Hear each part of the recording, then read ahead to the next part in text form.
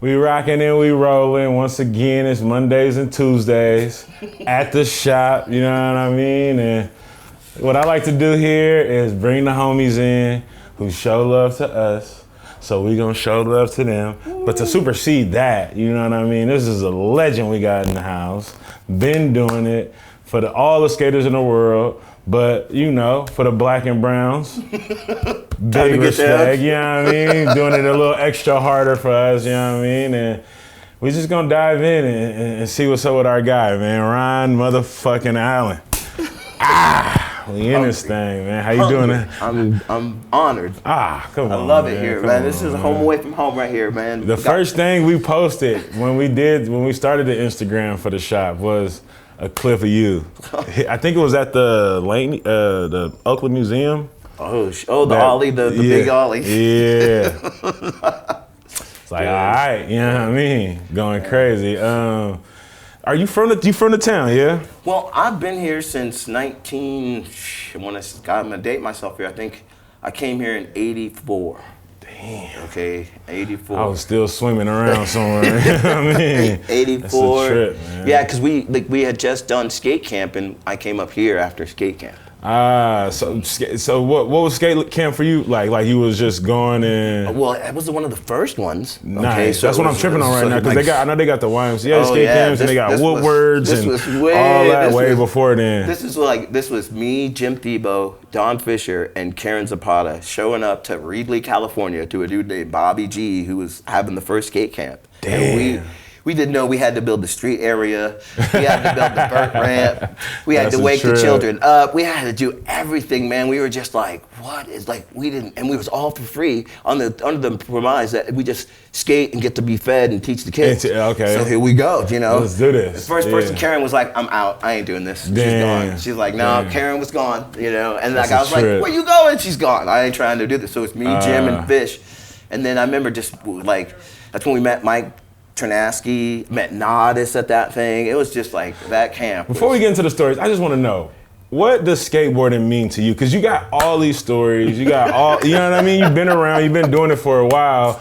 So like, just when the word skateboarding, go. I just think it's fun, and it's so like many people you met over the years, and then you think about the different cities and different places you skated, and then the different people like ripping and like. For real. And at this age, like someone like Grant, 8 years old. Yeah. Go to Atlanta, Grant, 8. Yeah. Like, whoa, like axle stall, backside 180, end of the quarter pipe. Who is this kid? Damn. The next thing you know, it's wow. Then I remember saying, hey, Matlin, this guy is being so nice. He goes, oh, that's Tom Taylor's kid. I said, oh, that's Grant. Okay, that's why he's being. And he says, oh, my dad said if I ever seen you, I'm supposed to be cool to you because you helped him out. I was like, damn, this guy is hella big cool. love to TT, man. Dude, I was like, to whoa, a legend, dude. Like, for I was real. like, wow, because we were in Europe and we saw Tom hanging out like at the skate spot with his bags. Okay. And so like, what are you doing, bro? And he's like, well, Schmidt already went back to USA and I'm here in Europe. I'm just kicking it. Dude, come with us. And he's like, you guys are 8th Street. And at that time, we were looked at as kind of like little technical dudes that like, you know, no one really liked us, you know. Fuck with that. And we're like, we got about hash and some beers and we're ready to go. He was like, I'm going with you guys, come on. And then he had a great time. We kind of got to stay in our room and stuff. Yeah. And then like after that, it was like trip. Tom Taylor would always buy my boards, whatever company I'd make, and he was just respectful. Have him in the shop and stuff. Yeah. Yeah, he had the shop. They got that shop's been around for my God, at least 20 years. the whole crew. Nothing but respect. Nothing but respect. DJ Farai. We are. And everybody, I say this, everybody needs a Kamal in their life. Everybody needs a Kamal in their life. Big shout out to the Kamal. Am I right? Because it could be 4 in the morning and you like, blood, I'm tired, I'm ready to go home. Oh, God, did you see, I'm telling you now, Dude, I'll put it this way, with this shop open, I'm chilling at the homegirl's house, just hanging back, you know, phone rings. It's, come on, I'm here, you know, it's opening. Breakfast opening, and I'm here. I'm like, what do you mean you're here? He goes, just caught a flight this morning. I'm at Break Free right now. That is a trip. I'm like, homegirl, I got to go. She's like, what do you mean you got to go? I said, mall's in town. I gotta go. Dude, and that is exactly, Kamal is the type of person that keeps the underground lit. When you say skateboarding, you know what I mean? That's skateboarding. That's skateboarding. Exactly, that's skateboarding. Because all the pros, all the homies, they coming through. Hey, we at this bar, woo, woo. But then like everything's winding down. Everybody tired. I've been on the road. But you got the homie Kamal. What's up? Yeah. You know they got a good chicken sandwich over here. Come on, let's go get some chicken over here. Come on, man. They got salads over here. You know, you just. That's what I'm saying, man. Everything. You know I mean, what I mean? every city has that sort of energizing person, and that's another thing. What skateboarding is to me is just going to these different cities, skating with the different locals, enjoying yourself, and then like at the end, you know, like I used to think, oh, you get to sample the free beers or whatever, but then in the end, it's like you do kind of go to these places and get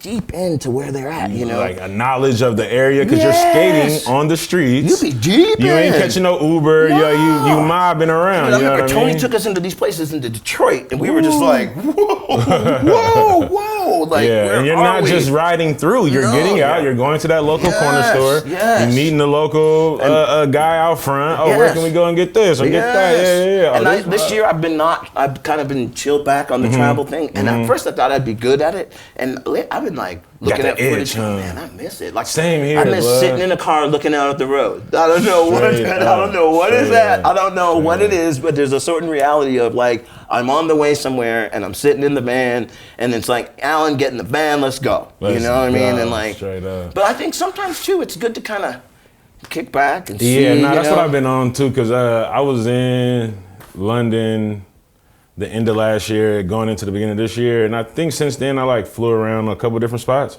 But I was like telling myself like either I'm gonna go back out to London and like start this big tour I got an idea for, or I'm gonna just stay back. Yes. Do shit at the shop. Got the cast going, you know what I mean? Yeah, keep that rev. Keep that rev. So when next time I do go out, they're like, oh, we seen what you've been doing back at the house. We happy you pop back up. Yeah, man. It's like there's a song, I think De La says it, it's like, how long can you go being cold before getting hot? Straight. You know, like. Straight the fuck up.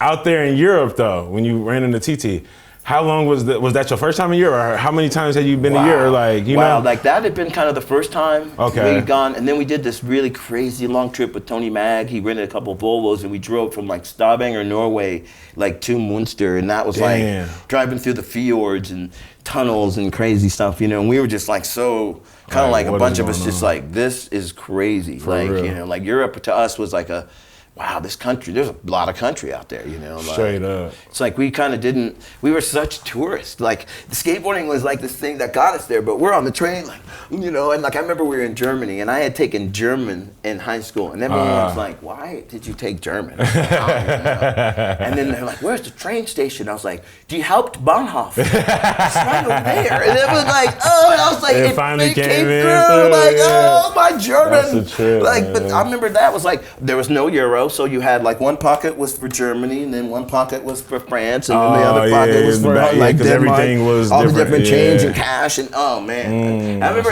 H Street gave me like, here's $60,000 and a silver, some sort of card. And I was like, y'all are good. Like, I'm a good dude. Because right now, team can go right, I can go left. I can live in chilling, huh? Straight But it was like, wait, were you the TM? No, I was just the oldest. Like, that's always good. Now, no, TM's just like, you're the oldest, you're kind of responsible. You handle it. I'm like, man. So you had to like get everybody's flights when it's time to go somewhere else. Or like get everyone in the hotel together, making sure everyone's in, or like, you know, and it's just like sometimes you're just like, I wish I was the youngest. Straight. Little Danny, get over here. You know what I mean? My gosh.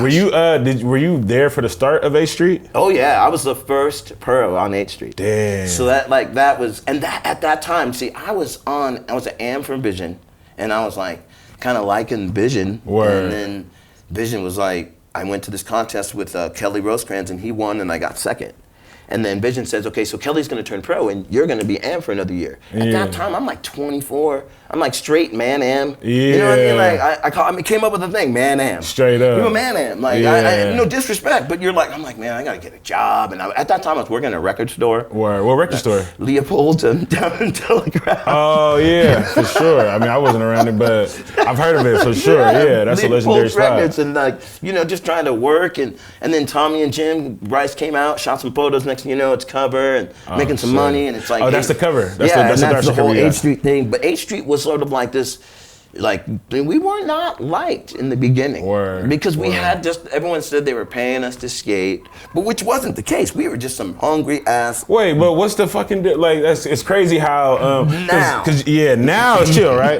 But back then it was like, oh, you guys aren't doing this just for the love type thing. No, it was like, and they didn't realize that niggas was hungry. That's all it was. Mama. Like if you landed a trick, Mike would be stoked. He'd take you to Benihana. And we love some Benihana because dude would cut it up though in his hand. You know what I mean? So like you would like the age of Benihana. So you take anybody to Benihana's, nigga, they love you. And like so you let that tail slide down that rail, you going to Benihana's? You getting some shrimps. You getting some shrimps. Come on. Damn, I mean, I think people got it wrong. They were like, you're doing it for money. And then I remember I was with Dresden, and he goes, I think people got H Street wrong. And I said, what do you mean? He goes, they were really nice. Yeah. He goes, like, if you made like 500, they'd offer you 1,000 because they wanted to help you out. And I was like, I remember seeing you in the airport when they asked Dresden to ride for 8th Street, but he was on his way to Santa Cruz. Yeah. So he was like, I can remember seeing him put his hands in his head, so I knew they said something to him that made him like, I was like, those motherfuckers are always trying to mix it up, man. That's a trip. Cause did you ever get offered to ride for Santa Cruz? No, actually, but you rode for the wheels though. A lot. Like Rich Mataberg was the one who was doing the wheels, and I remember doing a lot of Santa Cruz stuff. Okay, but never like there was like a ride for the boards or whatever. I mean, because you was already on 8th Street and everything. Yeah, like I remember like they made the video for the wheels, right? And they showed, and then someone found all the old tapes and put them out on YouTube.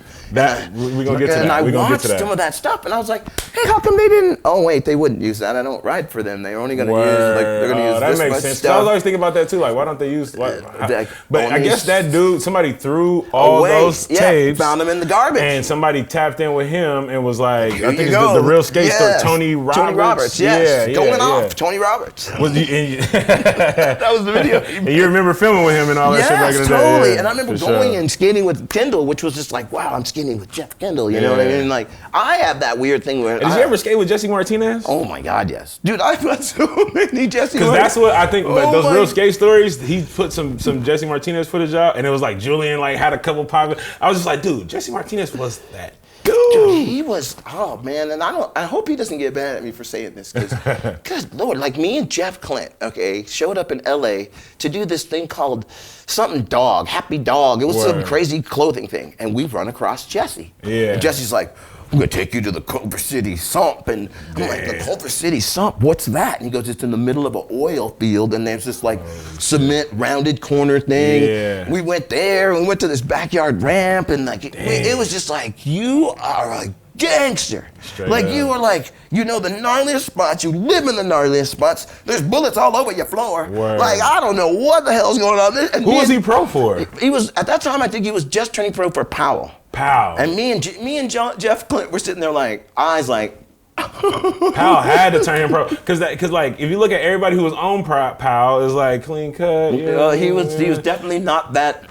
But then he got in a fight, I think, at Disneyland and hit somebody with his board. Oh, okay. And so then they knew that his board was his. But Jesse was like that kind of guy that early on in my career, like there was an AM contest, Jesse and Nada showed up, and I was there, and my whole thing back when I was at AM was my friends would go lay out on the course, and they go 15 seconds. My friends would lay out, and I would ollie over like 5 guys. Damn. And I was like, yeah, right. And then I was like, that. and then so all of a sudden I was in this contest with these guys, and Jesse had Pepsi pants and was doing flips on the jump ramp, and it's just crazy shit was going on at this contest. I remember I brought the dudes out early for like the semifinals, not for the finals, and I ollied them, and then Jesse was like, man, you going down for this, bro. I'm like, going down. Like, I thought he was going to kick my ass. Yeah. He was like, he was going to kick my ass skateboarding, not like physically. He goes, you're going down for this. And I remember everyone's like, what is he going to do? And he goes, they call his name at the contest, and he moves everybody away from the wall. Yeah. And he ollies up the thing, and he ollies up the sidewalk, he puts his hand on the ground, he jams up the wall, Damn. He like flips the board in this circle, grabs it, does an invert, and comes to the ground. I was like, what the fuck was that, dude? Somewhere else. Yeah, like I never seen nobody at that. No, everyone was like, "What was that? What was that?" He was holding on to that one. Like, maybe he just came. It came, dude. And then Nas comes running along backside, puts it to the wall right in. Damn. I'm like, I'm third place no matter what. Now I'll get him. So I go, like, let's get 6 people out there. I'm gonna haul him on. Let's go.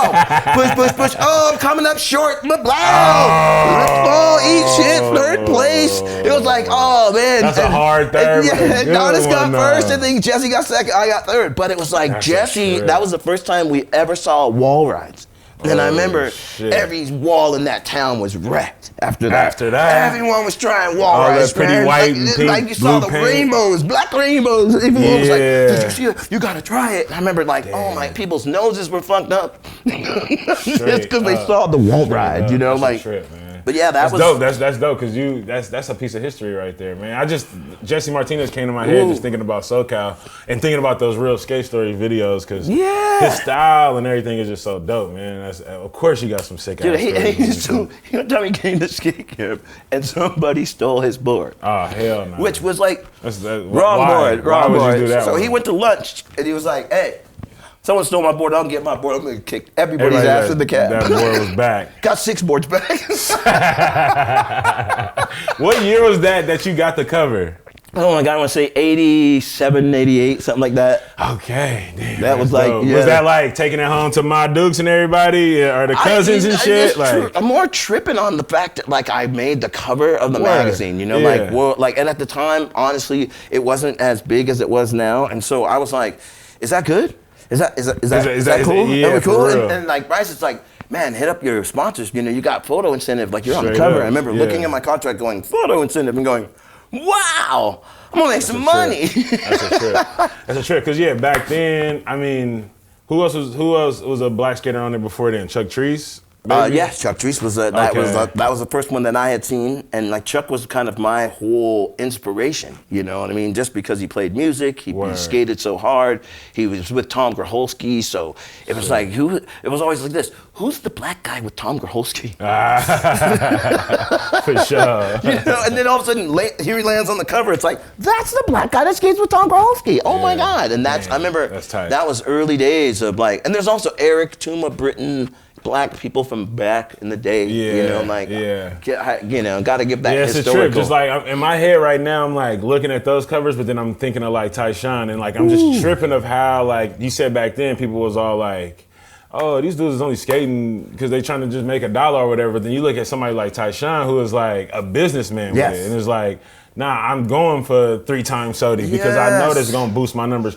But ultimately, you could see the love of skateboarding overrides all of it because he does not have to be doing none of it. And he can just be sitting back and like, I got a board, I'm a model, whatever. He's like, nah, I'm going to keep disrupting. I'm going to keep showing up. I'm going to keep talking my shit. Championship teams keep winning. You know what I mean? Championship teams keep winning. I think that's when I was on 8th Street, I felt like I was on a championship team. You know, like we won. Like, what did you win? Well, we won board sales. We won the idea of like getting a lot of people to like what we did, getting people to understand that this is different than Santa Cruz, which at the time was big, Powell, which at the time was big, and we were just this kind of upstart company making videos. It was kind of like a mixed crew too, like or it was Hell, Vert, everything, you know what I mean? Like, and different kids from different areas, and I remember there was just so many different influences, you know. But I think one of the biggest things is that Mike and Tony, but more Mike in that sense, because Tony was still skating pro. Mike was just a good guy with people. You know, knew how to kind of get you motivated.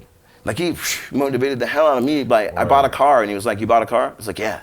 He said, "What are you gonna do?" I was like, "Drive to the skate spots." And he's like, "So you're not gonna go on tour or anything?" I was like, "What do you mean?" He goes, "You know, there's a contest in Houston." And I was like, "Yeah." And he goes, "You know, you could drive there." And I was like, is this motherfucker? Like, and it's the next thing you know, me, Johnny, Jesse, and John Reeves in the car driving to Houston, and it's just like. Was this like skate tours or like this was rap tours? Just skate tours, just going on. Like I remember me and Mickey Reyes had a contest to see who could set up the most demos. Damn. And like it was like because he was TM at that time for real, and I was doing American Dream, I think at the time. Okay. And so, or even Fun, it might have been Fun, and so I would say to him, "How many did you set up?" 10. How many did you set up? 10. So then at the end of it, he goes, "So how many did you get?" And I go, 48. And he goes, "You win, dude." And I go, "How many did you get?" He's like, 20. And I'm like, "Ah." And then Mickey starts laughing. I'm like, "What's so funny?" He goes, "You won, but you actually lost. Because you got to go on that tour now." It's like, you have to go to 48 cities now. That is so real, dude. This last week, right, I had to go down to Santa Barbara and then over to Pioneer Town. I was opening up for Hyro. And like the whole time I'm like, before that moment comes, I'm like gassed up. I'm like, ooh, I always want to open up for the homies, ooh, ooh. Until the moment comes like, oh yeah, I gotta drive myself down there. I gotta find somewhere to stay down there. I gotta make sure everything is cool. You know what I mean? Like, luckily they had a couple dollars for me, you know, going down, but that's gas money, that's waking up, being there on time, you know, and they traveling as a crew. Like I'm getting up there, I get there and like they don't even got a DJ. Like I didn't have a DJ for me or whatever because I'm just thinking like, oh, I can just. So I had to like have the house dude play my music. It all worked out, and I'm like super grateful. Yes. I'm like. There's a lot coming with setting up tours and shit. Making the flyer and all that shit and having everybody be like, yeah, we're so happy to see you was one part. But then when you the talent that has to be there, it's like, shit. I was at SkaterCon one year and like I always went up the laptop. I always like, flap the laptop open. Yeah, just go and do the thing, right? Yeah. Flap the laptop open, it's dead. I'm like, oh. And so the sound man goes, well, look on YouTube and just pick something. And I remember I looked on YouTube and I saw Too Short blowing smoke. And I went, that seems like me. Yeah. And then we just started playing and I was opening for Cool Keith. And that music and my set went together so perfect. And even afterwards, the soundman went, "You tripping on that, huh?" I go, man, that was so lucky." Yeah. But that's what you find in music. It's like the luck of it sometimes is the best part of it. Just being out there going. And it's a trick because I was just thinking about that with skating, like watching some dudes skate, and I'm like, you could start skating the spot a certain type of way, and then your board goes off to the side, and he's like, oh, I can start skating it this way. Oh my God. Or like somebody's just skating the curb going this way, and then someone's like, well, we could just gap this whole center console of concrete. And you see it like that. You skate different spots, and people are like, you go to a town, and everyone skates a certain way, and all of a sudden you start skating a different way, and they're like, oh, I never even thought about that. And you're like, whoa, that's just the way we go, like, it's rad that's what, music and skating, so much the same like that, Yeah, man. It's like, that's crazy. I mean, I look at it kind of too, where it's like a line in a snake run, and you start rhyming, and you start getting higher up on the wall, you know what I mean? And you start coming towards you gotta come down, and you turn around because you want to do it again, man. Dude, big congrats on the Cricket collab, the guest board. Oh, so how'd you even get the word on that? Jim told me, Jim asked me, hey, you want to do this, collab with, Crooked. And I was like, are you fucking with me? Are you serious? And he's like, no, I'm like, Mark will draw you something. I was like, damn. All right, and then right before Peace Stone Cup, literally on the deck of Peace Stone Cup, he showed me the graphic. Damn. And I got drunk, man. I was like, what? Yeah, oh my God. Everyone's like, you gotta have a beer. I know. I was like, I can't believe this. But I mean, to even think about it though, that's so great, man. And you've been putting in so much work just for yourself. It's just lighting the skate and do everything, but also opening doors for so many people. Because your relationship with Deluxe is deep. So for you to get a guest board by one of the coolest fucking companies in the world, but you've also been there grinding and skating and stuff along the same time. You know what I mean? Blessings. So to get acknowledged like that it was just cool to see in my eyes and see people coming in here and being like, y'all got the new round? Oh, y'all all got? Yeah, it's so blessed. It's like skateboarding continues to bless. Because we got a couple American Dream boards here, but that is something that you revamped. Right, and it was I think people thought with the American Dream thing, because I went red, white, and blue, and me and Alyasha back in the day, we made sort of a joke about red, white, and blue. We said classic Americana. So the idea of you have this logo with red, white, and blue, and everyone's like, red, you're so patriotic. The fuck if we are, look at the two dudes on it. Yeah. Two dudes got the fist from the '68 Olympics who put their fist up. So in the end, we're saying, yeah, America. What's your American dreams? Dreams bought and sold daily. Straight up. Yeah, I say that in one of my lines. I represent the red, white, and blue. My ancestors built this bitch, nigga. Who is you? You see what I'm saying? So it's we patriotic, but in our own type of way. You know and so we were saying we're representing America in a way. And then with coming back was I really saw the opportunity to just be sort of even more controversial. But then I had to be careful because I do a couple slave graphics, and everyone was like, "You can't do that, Ron." Was that you talking about on this go round or back in the in the back in the day? There was a couple graphics that was whoa, there was a graphic that was made with the Twin Towers kind of blowing up. Yeah. But this was before they blew up.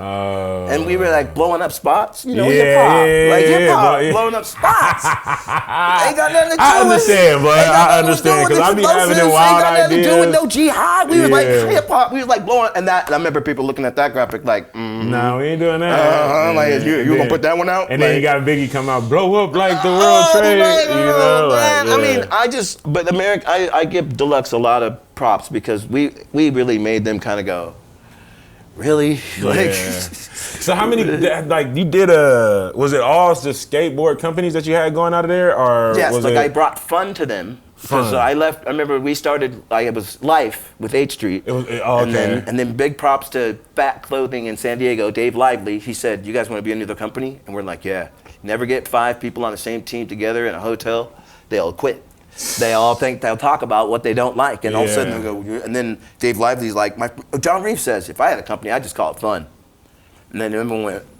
And then next thing you know, we got Fun T-shirts, and we're going to the trade shows with our business card, and we go to Tony, "Hey, we're now Fun." Word. And we gave him our business card, and then me and Jesse, and then John stayed in San Diego, and me and Jesse drove back home, back to the Bay. Yeah. And Jesse was so excited. He was like, "We're gonna make our own shapes, our own graphics." Sick. And in my head, I was like, "Nigga, go to sleep. I'm stressing this now. I'm the owner of this company now." Cause y'all just left. Yeah, we just left the mothership, which is 8th Street. Yeah. And we're driving to Deluxe with no idea of like. And who told y'all to pull up? Was Jim just like, "Yeah, come through"? Okay, so we went to Fausto. Okay. And and Fausto was so harsh. Fausto's like, "Yeah, you come in thinking this is 8th Street, huh?" And I'm like, "Well, not really." And he goes, "Yeah, you think you're going to order 1,000 boards and be?" I'm like, "No, I think this market's more about a 500 board market." And he's like, and he told me years later, he said, "That saved your ass, because if you would have came in saying, 1,000 boards, you'd be like, get cut this fool, you don't know it." And I understood that the market was changing, and so Fausto said, "You need to talk with Jeff and Jim,"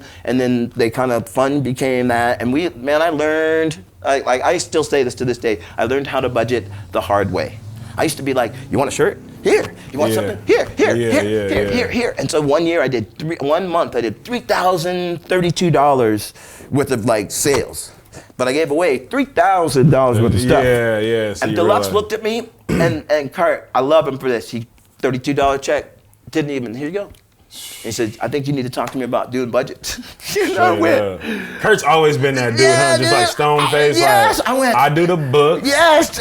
Watch your ass. Yes. I went, "I do." And that Monday, I was like, "So what's up with the budget thing?" "Yeah, you use a certain amount. You have to say no." Blah, blah, blah. And it was like, "Oh, damn. So that's how I'm going to make money up in this? And that's how Huff going to get paid? And Keenan? And okay, I get it now." Did Sean Stockton ride for Fun? No, but we had all kind of, I remember one time Gino Iannucci showed up, and I thought, yeah. And they were like, "Well, he's here to talk with Black Label." And I was like, "Why don't he just ride for us?" And they were like, "Well," and then it's like, "No, he's going to ride for Black Label." And I was like, shit. Like he was staying at the house, Fausto had this joke about, "Yeah, you ride for Ron, you got to live at the house. So if you quit, you got to find a new place to live." But it wasn't Sign like of death row. Yeah, because Huff moved in. He said, "I got 2 friends." So that's when Keenan and Gino came, and then Chris Keefe came out, and then I'd be gone on trips, and Jason Dill be staying at the house. I didn't know, So at the time it was like, yeah, you kind of, if you're on, you're in. Yeah, that's a trip to see Huff at such a young age. Like he was probably just blasting all over the place. Oh my God, the kid but he was. I gotta be honest, man. Huff was the guy. When you have a skateboard company and you have Huff, you have a guy that's like, "We need to make a video." You're like, "Well, I ain't got no editing suite, $10,000 with them big ass tapes and shit." Yeah. He's like, "No, we'll get a VHS, and a VHS will connect them. AMs will be on play, pros will be on record." I'm like, let's do it. Went down, bought a VHS at an old school store, whatever, the school clothes, they were selling VHSs, got it, plugged it up. And our first Fun video was, AMs were like, play, pros were like, all right, record, cut, and the whole video was cut, finish. And it was like Huff's idea.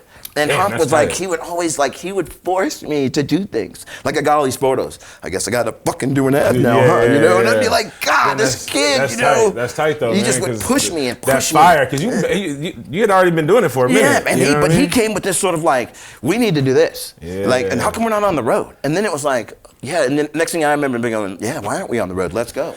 Why don't we make a video? Let's go. And that's beautiful, man. And there's stores all around the world that's inducing that. Kids that want to skate for the store or just wear the gear, wearing the gear while doing the things that he did to even build that store. Dude, I remember he had blue hair. He had blue hair, and that was the funniest part. He had this big blonde hair, and he dyed it blue. And I remember why. And he goes, "Instead, look different." He looked different. We go to Columbus, people are like, "That's Huff." But he ripped, and it's to me one of those things that he came out from New York and just decided, I'm gonna make it. This is where it is. Yeah, I'm gonna, and everybody around him, either you got in it or you got thrown out. I watched a lot of skaters come and just be like, wow, y'all are like on some next level shit. But it was also connected to Eris's warehouse down there with the girl Chocolate Boys. Okay. You know, because when Chocolate was starting Ben and all those cats were down there. And so life or fun was all around that same time. Yeah, fun was like we had this little thing. If you want to make enough fun, you got to make it at the warehouse. Straight and they would sit up at the warehouse like watching. And they changed people's. But I remember one kid, not kid, but Jesse Newhouse came. Little hippie kid, long hair, glasses, tie-dye. And they were kind of, the kids in the warehouse were like, who is this? Jesse kind of caught the vibe and was like, all right. Went back home for a second, right? He didn't know if they were hating, he didn't know what they were doing, but he just went home, came back, haircut, like smoothed up, killing it. They were like, yo man, Jesse's fucking dope, man. I said, Jesse was like, no. He goes, I just, you know, I saw the vibe. I changed myself. I went home, kind of changed up what I was doing, just kept skating. And like I remember being like, he's one of the only few people that I saw like, he didn't let them change him. He changed them. You know, Huff did that. He changed them. Like so they would like crumble niggas. The homie Austin, he wanted me to ask you, Austin Canfoosh. Oh. Canfoosh Concrete. Ooh. He wanted me to ask you still on 100 push-ups a day? 100 push-ups a day. Easy. Easy, every day. We have, like, there was a funny thing at the park just recently. We all started doing 100 push-ups. And I watched one nigga crumble after 20. I watched another nigga crumble after 15. And then this other guy, he was going with me, and then I looked at him, and he looked at me like, please stop, nigga, please. and I was like, we ain't even at 50. Like, don't let me do diamonds on you. But no, I just, that was. Let me do diamonds on you, boy. I really.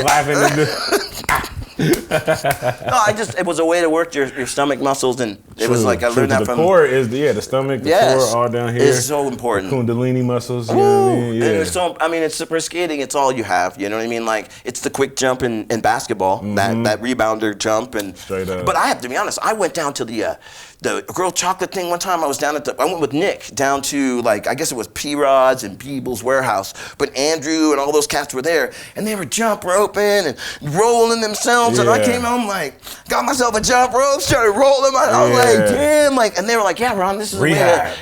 Like, and the recovery type of thing. And it was you gotta like, do it like every day if you're gonna be skating. And I was like, wow. And they go, the jump rope is for the quick jump and stuff. And I'm like, wow. Yeah, Austin was saying up at the Shuffle House. Oh.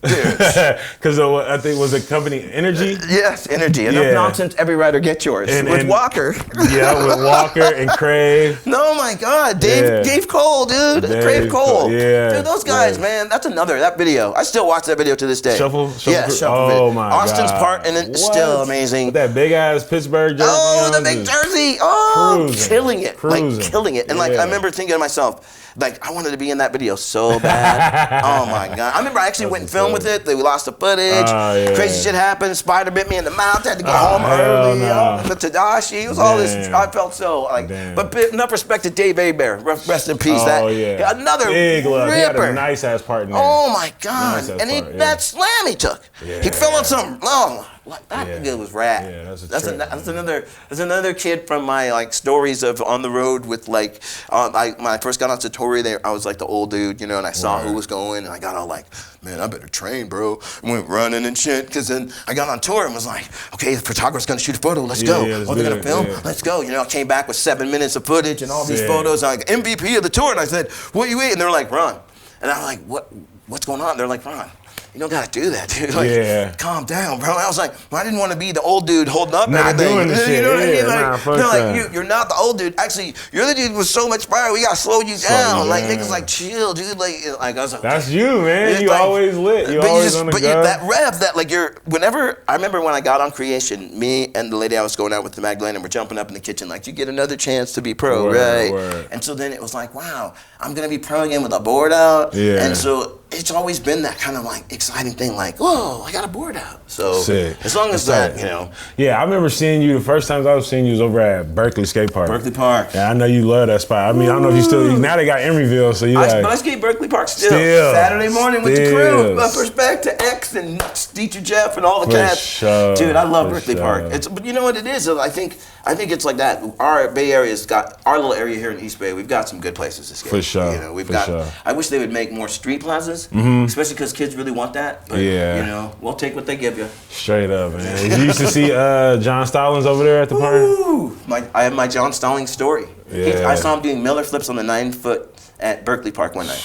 I said, hey, John, man, you ever just, instead of flipping, just come back in? He went, huh? And then he laid on the ground and he put his hand on the curb and he was like this, and then just come back in. I went, yeah.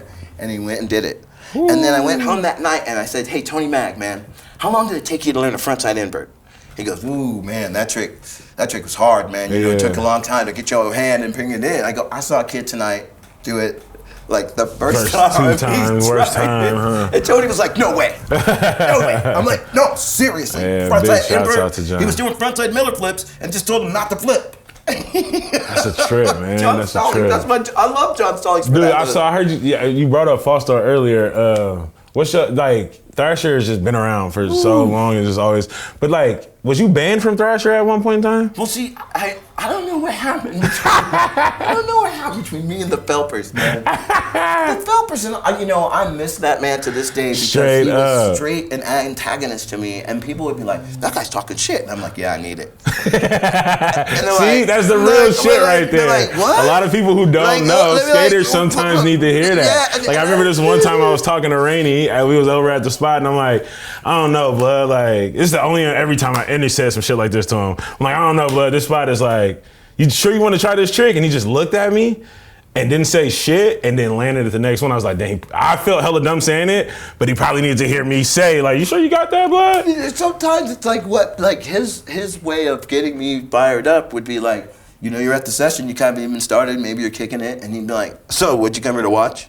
And you're like, damn. And then you look at him like, hell yeah, I probably would have snatched on that food or something like that too. What the fuck you talking to me like that for? What? Throw down and go do a trick. But you still fired up on it, and the respect is always there. Because it's he's okay, he had a photographic memory, and a long time ago I did an ad for a lapper, okay, and he clowned me for 4 days. He says, motherfucker can ollie to the moon. What's he need a lapper for? Rest in peace. Yes. You need that, just like you need a maul in your life, you need a Phelper in your life, because that dude, if you're sitting there, he's the one that's like, oh, so you're sitting, you're having a good time? Yeah, I thought you ripped. Damn, dog. You're like, yeah, I used to. So I'm gonna get my board and go. But no matter what, if you really down for the mag, you gonna rep no matter what. Man, you know what I mean? To me, Thrasher is. And you just had a sick ass article in there not that long ago. Yeah, with all Joe, right? Yeah, he shot some photos for you. That was rad. They were like, you don't have to kill yourself. I go, man, I'm shooting a photo. Kill yourself, dog. We sitting here on the first anniversary of the shop, and I'm chilling, and Ron comes cruising up. He's like, what's up with you, man? How you doing? I'm like, I'm chilling. He's like, yeah, it looks nice out here.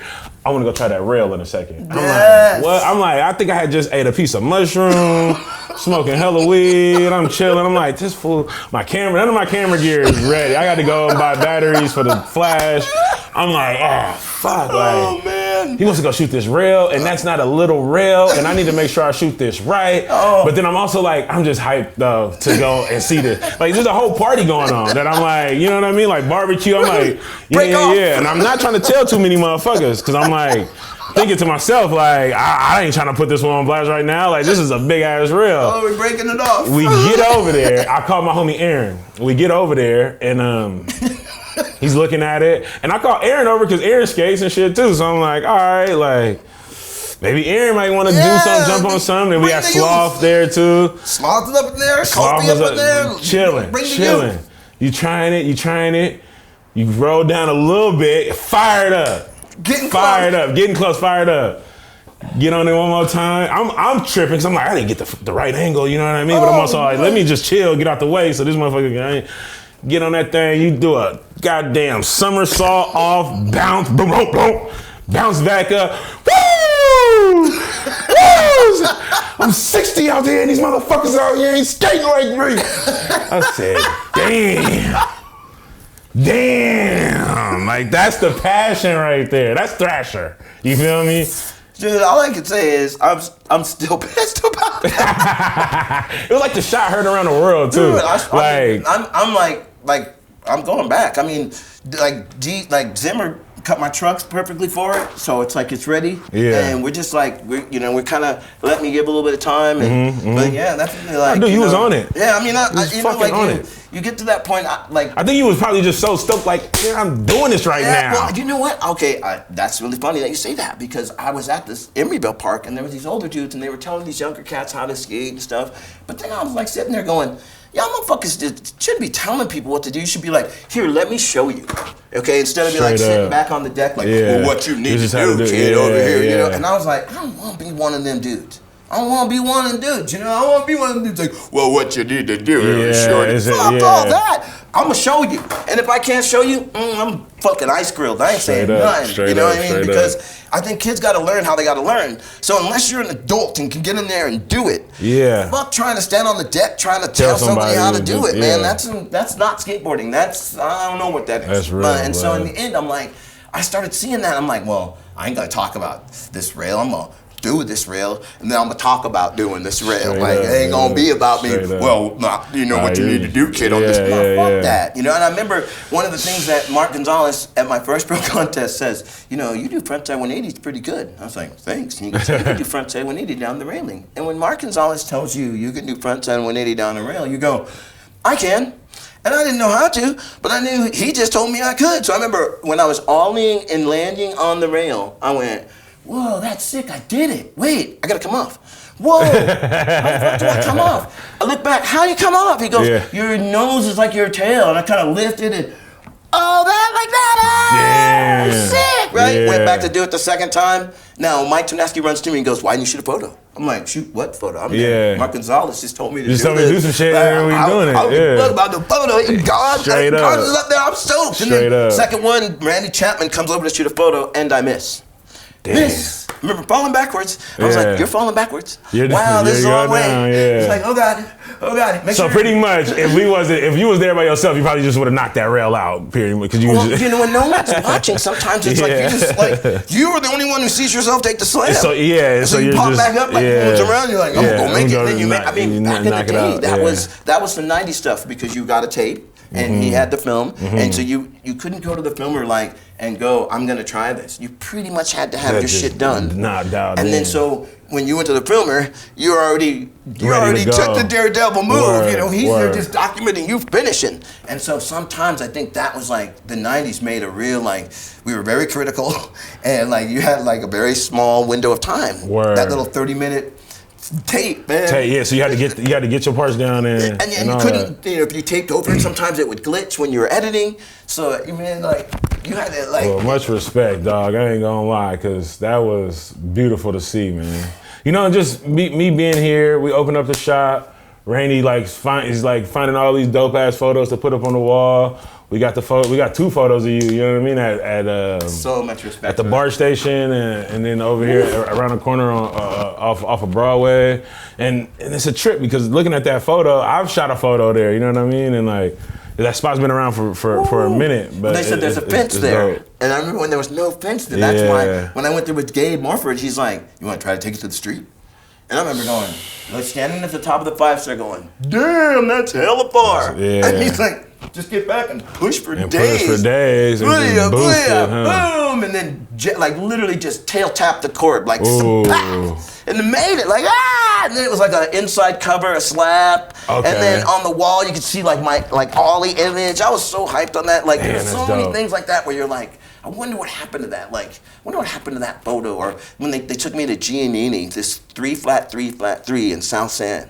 And I was with Eric Kirkwood, and we went there and I was like, that's a big ass ollie. I can't do that shit, bro. And they're like, no, you probably are the only one who can. I'm like, And then remember, Kirkwood tried it and kicked off both of his shoes and landed in his socks feet. And I went, damn. And then I made it. I went and just made it. And it was the board flew. And that was the first time that I can honestly say, I ollied, and about halfway through, I was the board was I was just and it just landed on it. I was I looked back I did it, Buck! And I remember like. How'd you feel when they turned the Ron Allen Gap into the Ron Allen Garden? The Ron Allen Garden now. Damn. Well, those people, I feel bad for those people because there were skaters, bikers, inlines, scooters, like parkour niggas would jump over that shit too. Everybody was hitting that. They were like, oh man, our front yard is like an activity center, you know? Yeah, so they like, we got to get this shit up out of here. Well, another thing that's so funny too, like you build a front yard, paint it green, and build a front yard with cement and drop the garage in, and don't want no one to jump over that. Yeah, for real. I mean. Are you serious right now? Like, yeah, I was talking to the homie about it. It was like we look at shit just differently. Natural terrain, man. That was just made. Like, everywhere, everywhere. And that was the funny thing about like Fausto. This is what I love about Fausto is when we first started playing, we didn't have any idea, right? So this lady came over to sell us some ads, and she said, $800 a year. And so we went, all right. So about October, $800 a year. We walk into Thrasher with our $800. Yeah. And here you go. And they laugh at us. They're like, so $800 a year meant $800 a month for a year. Yeah. And we went, huh? Exactly. And they went, so you owe us $7,200. It's good that you brought $8. And we were like, so I went to Fausto. I owe you $7,200, man. He goes, you write, don't you? I said, yeah, I write. He goes, yeah, you went to college. I said, yeah. He goes, you're gonna write a column in Slam. I'm gonna pay you $0.25 a word, and you're gonna pay off that. Yeah, pay off that. And I was like, you better write a lot of. Words. Dude. Like, you better write a lot. I remember you better write a lot of words. And I remember in my head going, at $0.25 a word, this many words, this much, and be like, and then I would send it to Wayne at Slap, and I was always late. Like they were like, deadline's tomorrow, and I'd be like, I don't even have anything. And I wrote stories about urban transcendentalism and crazy shit. Yeah, I read some of your articles. You had some articles in Thrasher as well, right? Oh my God, dude! That paid off the $7,200. Dude, that's so tight, man. I wish I got to meet Fausto. I never got to meet the homies. Fausto's a legend in the simple fact that he gave young people an opportunity, and let you do. Like if you fucked up, you fucked up. Yeah. You made it. But he was there to either kind of pat you on the back or kick you in the ass. Straight up. Swinton did the same thing. Swinton was like that. Like came out of a meeting one time and Swinton was like, "Oh, so you didn't take any notes in the meeting?" I was like, pointing in my head. Yeah. And he's like, "So you take notes in your head?" And I was like, "Yeah." He goes, "Okay, another one of those guys." I'm like, what do you mean, Swinton? What's up? He goes, so he just out of nowhere asked me a question. And I was like, I don't even remember. He goes, that was in the meeting. Here's a yellow pad and a pen. Bring these to every meeting. I want to see you write notes. I was like, okay, Swinton, I got you. That's dope, man. To this day, write notes in every meeting. You know what I mean? It's just the funniest thing. People are like, you got the pen and pad? You got your phone? Pen and Swinton pad. wants me to write. That's legendary. I call it, when you go to, like, Deluxe taught me Business 101, H Street was just sort of like, this is really cool. Yeah. Like, wow. We're expressing ourselves. But no one really said, like, this is how you order boards, or this is how you get T-shirts, or this is how you make graphics, And it wasn't until that night at the trade show that Dave Lively showed us that we kind of went, oh, fuck, okay. And that's when I went, damn, this is a lot. Did you see when because Costin was on 8th Street? Costin, yes. And did you see when he was coming in? Him and Alf. And Alf were like, they were like, coming, you're the future. When you see that, you're like, bro, these days are numbered. Oh, Lord. I remember, oh my God, that's Big Sheppy. Yeah. Oh, Lord. Matt Hensley and I on tour, Mike Terneski, Matt, come out here, check us out, right? And there's a barrel, like, 3 rings. Barrel, right? Yeah. Sheppy, you go ahead, Shep. Sheppy, backside 180s it. Like the first, like push in the hotel parking lot. Bow, backside 180s it. I remember looking at Matt like. Chills through my spine. Shit. Whoa. Then he turns around, frontside 180s, half cabs it. In the parking lot, okay? So at that point, I'm like, fuck, right? And then he fakey-ollied that same can in the trash. Nobody's filming. He's just fucking showing what he could do at this trash can. And I'm like, look at Matt like, I can't fucking do that. He goes, neither can I. And you got power like that too, though. We gonna jump in. I want to pull up some of these videos. That's just funny because I remember like Matt and I knew right then, Sheppy was the future, bro. Like the future has shown up at your door. He is knocking and he wants to come in. Like he wants, and like he's like, you're like, we can't come in. I'm coming. Oh shit! Because that's one of the funny things is like Sheppy called me to ride for one of my companies, and when it was him and Julian. And him and damn. Julian together were like, we're gonna ride for fun. And I remember laying on the ground going, I can't. You guys are ripping. I go, first of all, you guys are amazing, and you're expensive. Yeah, for like real. I gotta lay on the floor, man. I can't afford y'all. Like Straight I'm already up, paying like all this to Huff and the Keenan. Wait, so Julian and Sheffy had came. Well, this was Life right before Sheffy put out the Life part. 8th Street kind of had was making Life, and I was just friends with those guys. And then Sheffy called me from tour and was gonna leave what Nas was doing and wanted to come to the town. And I'm like going. Life? You want to come to Life? Like, are you sure? Like, you're leaving Nas. That's the homie. Like, what? Like, and then as soon as Mike heard eyes, dollar bills, I gotta talk to him. And they walked off. Put you it know. all together, But at the time, I remember going like, why? And he goes, me and Julian want to write for you. I was like, nope. And then Julian changed his mind, and a couple people were like that. But that's tight though. Julian changed his mind and went back to doing what he was doing. When we started Fun and when we started Life and then went to Fun. Yeah. Ken Lou Donger was like, I'm gonna stay in San Diego and skate for another company here. I'm not gonna go up. And then he did the really honorable thing by he called the wood shop and said, don't make my board. And Deluxe was like, who is this fool? Yeah. And they're like, I said, oh, that's Donger. Totally respectful, not a fool. Straight up. It's like he didn't want you guys to spend the money. The money, yeah. And it's like, damn, I never heard of any pro being like that. Don't do and that, he had yeah. success, but he was such a pro about it. Here's another guy I was like, I wish you would have come with us. Yeah, but it was just sure. me, John, and Jesse Newhouse. That was who became fun. Yeah. But we had amateurs, which were Huff, Keenan, Perpecki. Perpecki at that time Perpecki was a deluxe writer. And the deluxe writers, like poor Perpecki, he wrote anybody's board, broke 30 boards in 30 days, Yeah. got a clip every day. That's cool. It's like deluxe was That's you can cool. have him, bro. I'm like, I don't wait, that nigga make boards. I need that's too many boards. But he was so good at it. Like he was so good at skateboarding, and it was just like. You kind of took the hit. Like you're like frontside 180 flip over like a 9-stair rail, like clean. Like board broke because he landed so damn clean. Like a board broke over the trucks and shit. Like like not some land on the tail. Like board he a big dude. He just ate up a board. Straight up, dog. So Straight like up. I remember being like, Hecky, I'll take him, but damn, can you guys give me a little? That's just a trip though, man. Cause like that's all. I really just wanted to holler at you too, man. Cause it's just give you your love, let you talk your shit. Cause it's inspirational, to see somebody just stick to it. You know what I mean? Of course, there's the ups, there's the downs, but to just always dial back to this is what I do, this is what I like to do. A lot of people change up, man, in life. A lot of people, they may change up and find mass success somewhere else, and maybe, you know what I mean? I'm not hating on nobody doing nothing, but when you see something that's like through and through, solid, and serious about it. I can tell you, and to everybody out there, man, it's been a tough year. I landed some crazy cool job. I thought I was going to be like, well, I'll land this job and I can help my company. And then the job kind of didn't work. And I remember going, wow.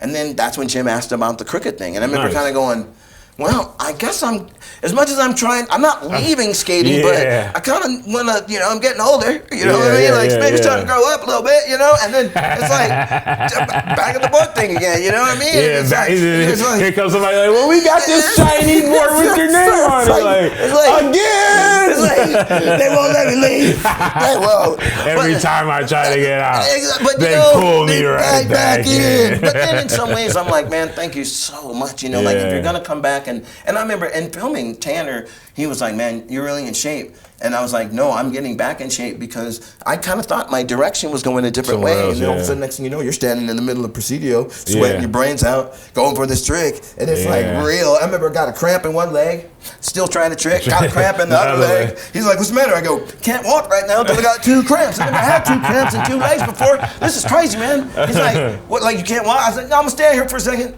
And they're gonna go away. He's like, and then he said to me, I tried a trick for 3 hours, went, got something to drink, smoked a little bit, chilled, came back 2 more hours, and then landed it. And he's like, you tried so hard. And I'm all, yeah, and I made it. That's what it is. At the end of the day, it's just like, I just love skating, man. Like no matter what. Like I guess when someday they lay me horizontally, will put me in a skate park. But it's like this. I do believe that human beings are like we're so tuned to like time out, like, oh, we're tired. Yeah. And I'm like, man, I'm seeing at 60 this whole new rev. Then I didn't. Bro, at 60, you jumping on a rail that somebody's 15 years ain't about to jump on. I just seen this whole new rev though. Like it's like, oh my God, like I'm 60. Whoa, like I can even do a campaign for my skateboard company that goes, keep this guy out of the senior citizens home. That's how they want him in. They keep calling him. They send him stuff. AARP sends him stuff in the mail like, you need senior assistant living. I'm like, no, I don't. Wait. Hey, the tennis courts in Berkeley. Oh man. Do you know who started skating there first? Oh my God! I remember guys like Blake and Curtis and Ruben Orkin. Those guys were some of the early tennis court guys, man. Like those guys ripped the tennis courts, man. And I remember going and being like, "What's a Rubadoob?" You know what I mean? Like that's like. What is compared to that though? Like there's nothing else in the Bay Area that's really compared to like a natural terrain like that, right? I mean that was. I can think about it, was just made to like it's a ball. Oh, maybe those the wall rides over by First Street. The banks, the brown banks. Oh yeah, that's something like that. But there's not as fun. Accidental. But yeah, you know, accidental. It's like, you like don't know. Love of skateboarding. Didn't know you had that kind of love. Well, I mean that's the thing. Out in America, there's 2 rest areas that are like that. They're skatable. And like if you like on them long ass road trips, Brad stopped and I stopped at some rest area, got out the car and it was like a spot, and we were tripping like oh my god. Let's run through this part real quick, man, because there's 2 things from this part that I would just ask you about, but we got this TV here, you know what I mean? A little, you know what I mean? Production service upgrade. Look, that's the motherfucking tennis courts. The tennis courts. So how long did it take you to film this part? Oh, these were all like back then. It was like you went and filmed everything. It was all like one day type shit. You can almost tell because look at the shirt. I don't wear a shirt you're like rocking the same gear. Rocking that I ain't gonna lie. What's up with the gear, my G? Oh my, okay, like that was a Limpy shirt. Okay, back in the day, man, Limpy's. There's this guy Chip, man. He made clothes that were just so dope. Like all kind of. Nah, cause the gear, that's you steezing out for sure. Yeah, like in this part, we talk about this shit all the time. Cause you tell this kid, we gonna move way ass further than that, man. Oh my God. You know, I mean, I can tell he was I told you he was about to crash. I can tell he was bothering the fuck out of you, yelling at you as you trying to. That's so annoying. Yeah. My little sister can even beat him. Yeah, that's my man Ray. No, yeah. Oh man, that kid. Got it. That's Mike Ternasky. This Ternasky is filming this in Oakland. Yes. Out here with you. Yes. You walked up on him like, little kid, if you don't leave me alone. But you know, and all, man. There's no such thing as real weird day. Oh my God, dude. This part though. We're in school and we're getting smart, we're getting educated, and we're gonna move further than that, you know? Ways further, man. That part always stuck with me for sure, man. And that's real. That's you. That's MC intelligence. And now I'm like, you're indoctrinated into a system. You need to be out. Yeah, and these dudes like looking like, oh, how you guys do this stuff? Yeah. Oh, now that's Tony Roberts. That's Tony Roberts going on. Oh, that was Tony Roberts. Yes, Tony Roberts. Like, now that's back to any like Mike. That's Tony Roberts stuff. Oh, I can always tell by the clothes. Okay. Now that's Anarchic Adjustment T-shirt. So like with the hand, Anarchic Adjustment. Dude, and this music playing is you. Yes. You made the music. Ska, like making this look ska. Word. Oh, the homie earlier, Rasan was talking about how it was like a mix from like hip hop and everybody was in and stuff like that. I was trying some like we were on some. What ramp is this? This is so funny. There's these kids in my neighborhood and they were called the 3-Bolt Crew. Okay. And then this is called 7 Niggas Ramp, and the other one was Niggas.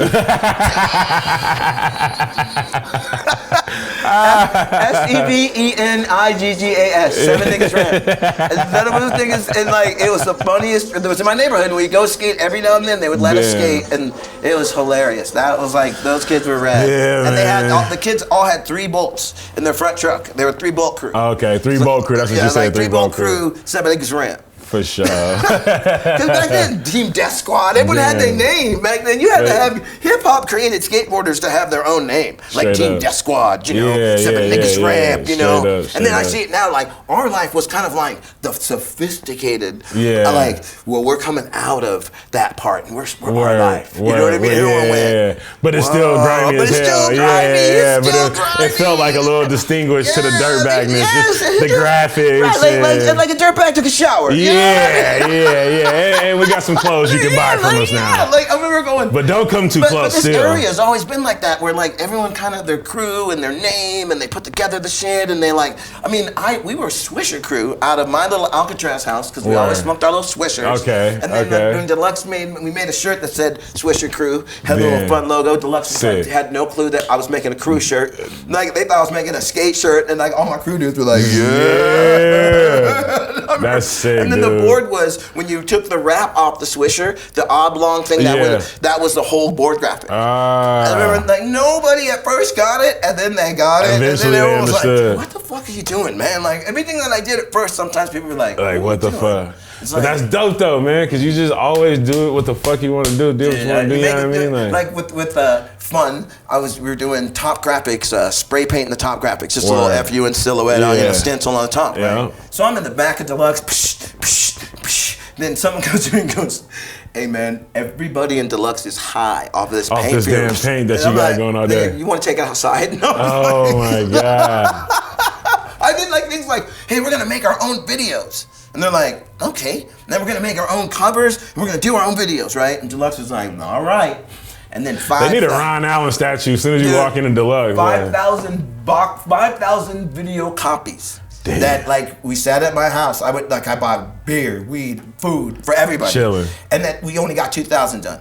And then friends came over, "Hey, what are you doing, man?" And then Phil Frost, amazing artist from New York, he sits down and does like 200 of them, becomes this amazing artist. Any of the ones that he's done, if you have them at your house, it's like worth 10,000. Yeah, it's worth a lot of money. That's and but that was the biggest mistake ever. Like I was like, never do that again. Like there's so many things that I learned from skateboarding. Never do that again. Like never tour in February in the East Coast. It's snowing. It's snowing. And you're out here in the West Coast, you're all nice, and then you start heading out, and you're like, "Why is there snow on the Sierra?"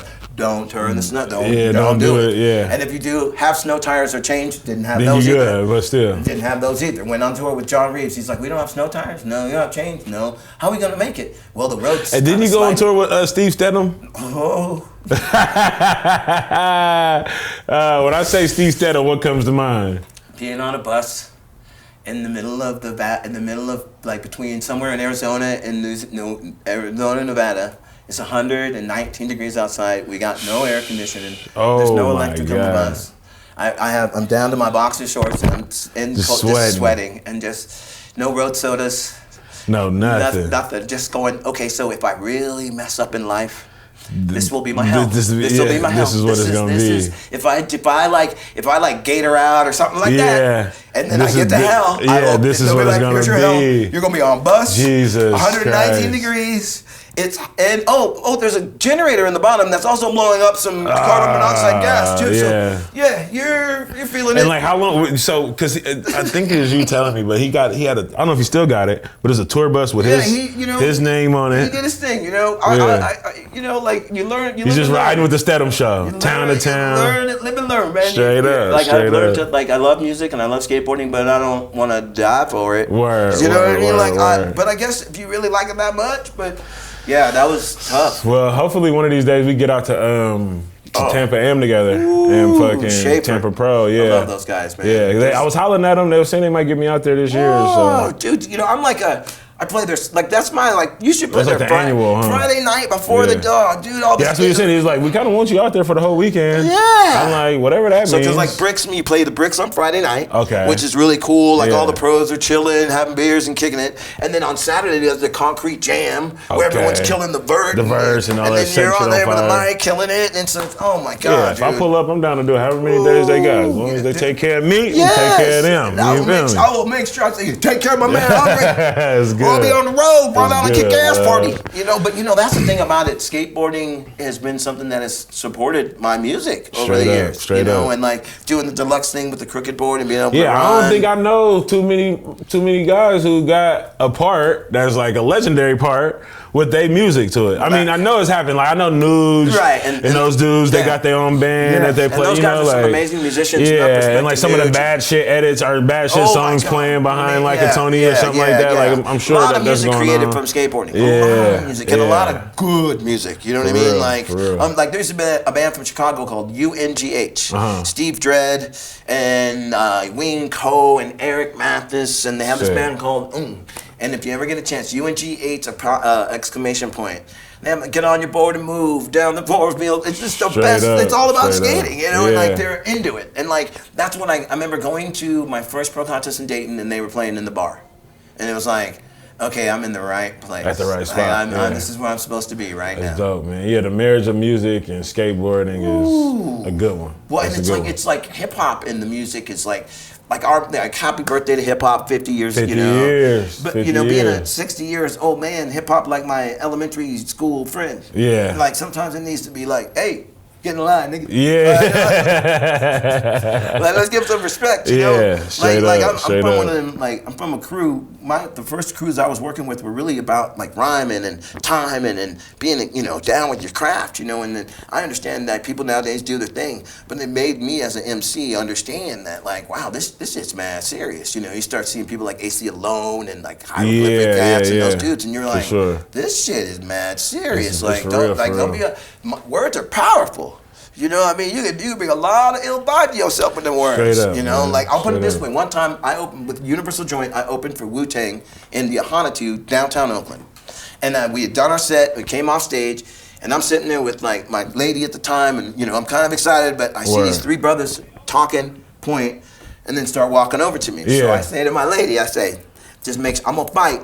But make sure I get in a good hospital. Yeah, because they gonna beat my ass. But they about your size, so I'm like, I'm gonna lose, but I'm gonna fight. It's gonna be all right though. They come over and they're like, your shit was tight tonight. Sick. I'm RZA, this is Jizza, Method. Sick. I thought y'all were gonna fight me. They were like, no, but like the shit was tight, man. Keep going. Keep doing your thing. And I remember going, oh my God, is that not there's sort of like symbols in hip hop that come along that make you go. Like what I'm sure with the hieroglyphics thing, like it's like a symbol, like you're doing it. For sure, getting off stage and having OPO or any of those cats be like, yo, your set was tight. I was like, oh, y'all heard it? I thought y'all was in the back. Like, nah, we heard your shit. I was like, all right. They're already the homies, but to just get a blessing like that. Oh, I mean, I walked off stage at the View 10-year anniversary. Buckshot Shorty was like, yo, man, the crowd was into you. I said, oh, dude, skaters.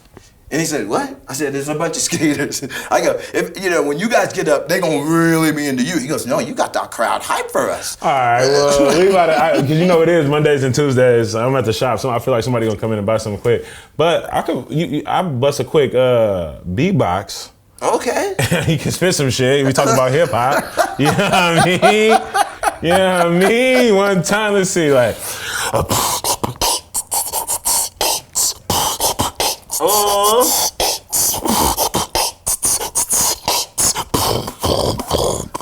Yo, it's intelligence. Check my benevolence. Always speaking, don't wanna be the one spitting the relevance. Since this has nothing to do with ego or machismo, but strictly coming out my orifice ill flow.